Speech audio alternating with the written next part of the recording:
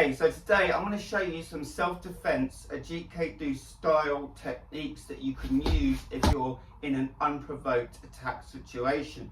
Now what you've got to bear in mind is that Jeet Kune Do is not actually a style as in set in stone. There's specific ways of moving and specific ways of rotating your hip and the rear heel in order to gain maximum power within the strikes. But the point is that it's supposed to be pliable and adaptable depending on the situation.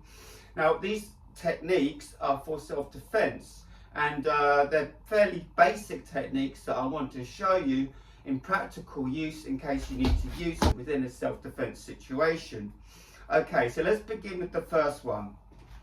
So first of all, the Jeet Kune Do stance is like this, right?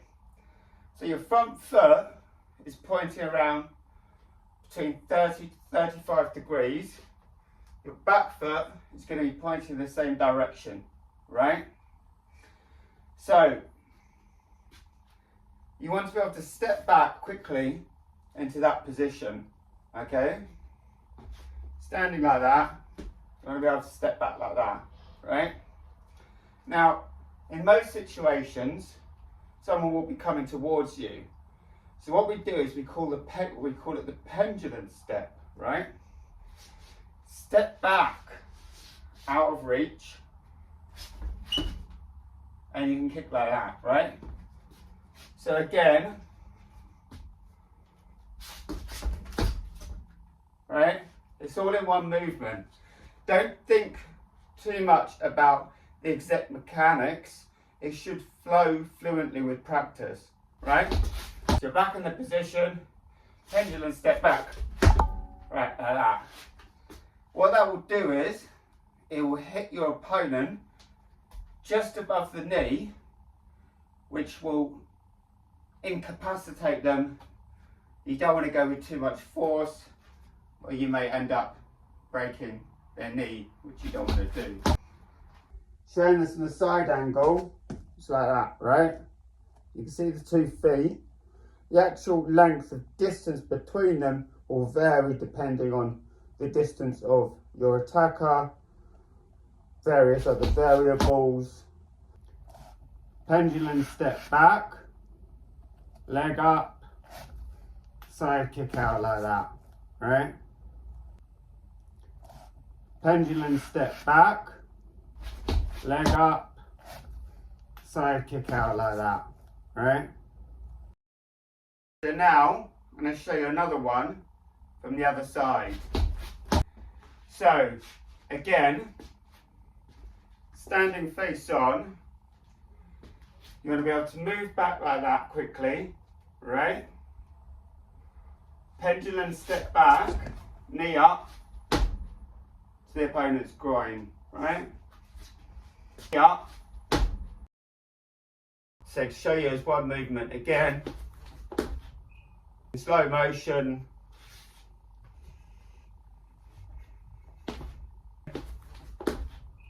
The other side, right? Footwork slowly.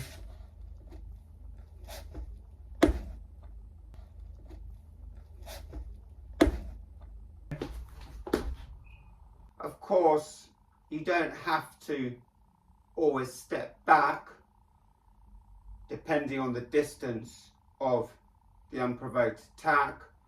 You can simply lift your knee up like that, out like that. So if your attacker's here, step to the side, to the groin. It's all about adaptability. The actual twist comes from the hip. So if you look, comes from the hip there, right? Think of it as a rotation movement up like that.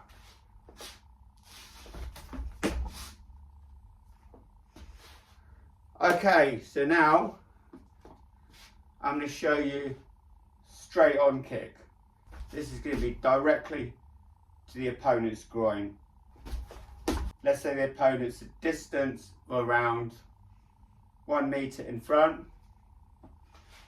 You stand like this, right?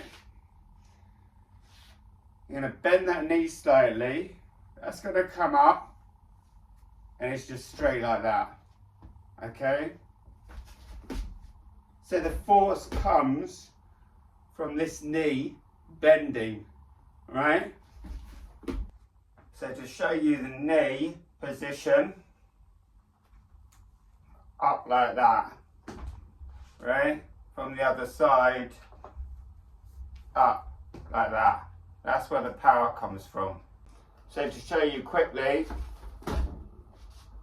other side. Okay, so I'm going to show you one last kick, okay?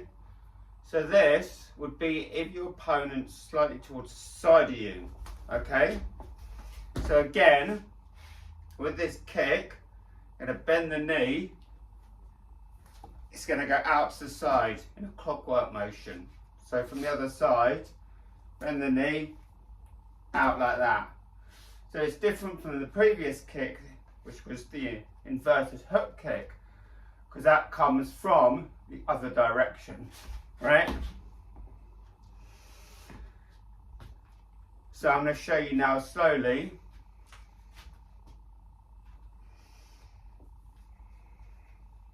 Right, other side, like that.